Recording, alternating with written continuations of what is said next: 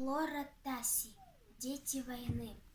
Оборванного Мишку утешала девчушка в извечной избе. Кусочек хлеба — это очень мало, но крошечка достанется тебе. Снаряды пролетали, взрывались, смешалась с кровью черная земля.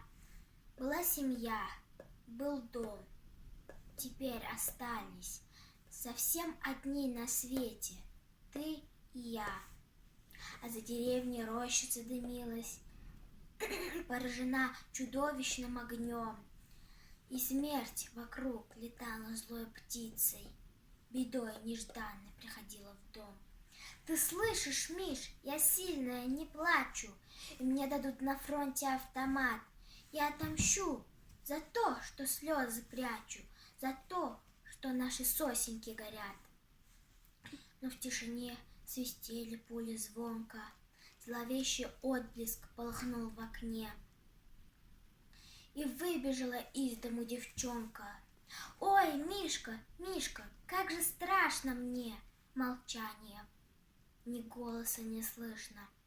Победу нынче празднует страна. А сколько их, девчонок и мальчишек, осиротила подлая война.